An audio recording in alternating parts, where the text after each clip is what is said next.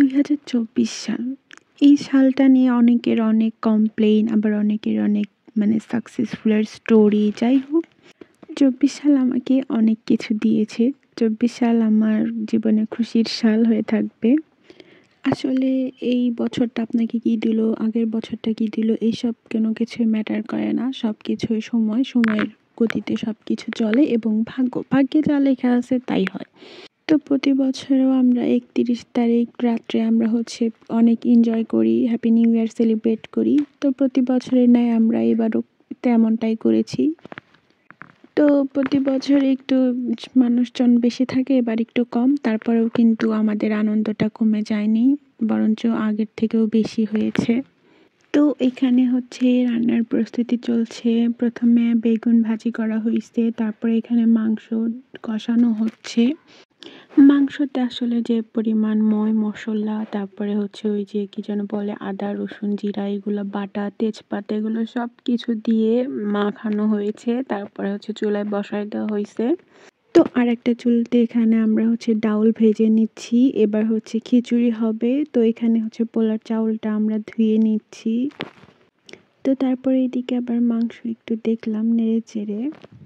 তো এরপরে আবার ঢাকনা দেওয়া হলো। এখানে রসুন দিয়ে দিলাম। আসলে রসুন দেওয়ার কোনো প্ল্যান ছিল না আগে থেকে, তার জন্য এবার 3টা ছিল তাই 3টা দেওয়া হয়েছে, পরে আরেকটা দেওয়া হয়েছে 4টা।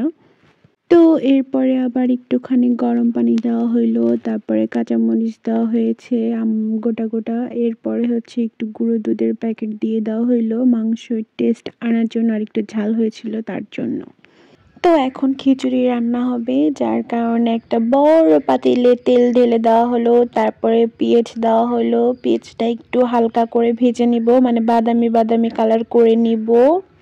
আর আমাদের এখানে রান্না বান্নার পুরোটাই ক্রেডিট লিখন ভাইয়ার। আর গরুর মাংসটা রনিয়াপুর ক্রেডিট, তারপর লিখন ভাইয়ের ক্রেডিট আছে। তো এরপরে আমরা ওই যে ডাউল আর পোলাও চাউল একসাথে দিয়ে দেওয়া হইলো। তারপর এখানে দীঘা আপু শসা লেবু এগুলো ছিলছে, তো আমি একটু ভিডিওতে নিলাম। এই এত কিছু ঝই ঝামেলা সব কিছু দীঘা আপু একা হাতে সামলায়। দীঘা আপুর অনেক ধৈর্য আছে। এরপরে খিচুড়িতে যে সকল মশলা দিতে হয়, হলুদের গুঁড়া, মরিচের গুঁড়া, তারপর সজের গুঁড়া, তেজপাতা এগুলো সব কিছু একটু একটু করে দেওয়া হচ্ছে।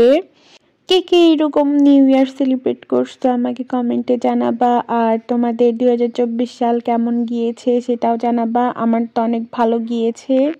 আর আমি একটা গুড নিউজ দিব কিছুদিন পরে সবাইকে, তো ওয়েট করো। এরপরে গোটা মরিচ দেওয়া হলো। এদিকে আমি ভিডিও বানাচ্ছি তোমাদের সাথে শেয়ার করব জন্যে, আর ওইদিকে সবাই নাচানাচি করতেছে, কোন দিকে যাব বুঝতে পারতেছিলাম না। সব কিছুই আমার পছন্দ। তারপরে একটু নাচানাচি করেছিলাম।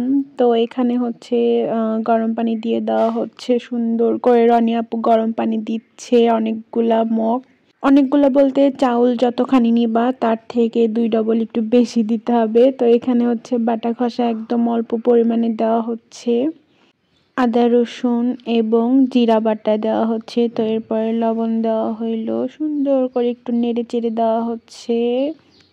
তো এর মধ্যেও একটু দুধ দেওয়া হইলো, 10 টাকা দামের যে প্যাকেটগুলো আছে না, ওই প্যাকেটের একটা প্যাকেটই দুধগুলো দেওয়া হয়েছে, অনেক মজা লাগে আর কি।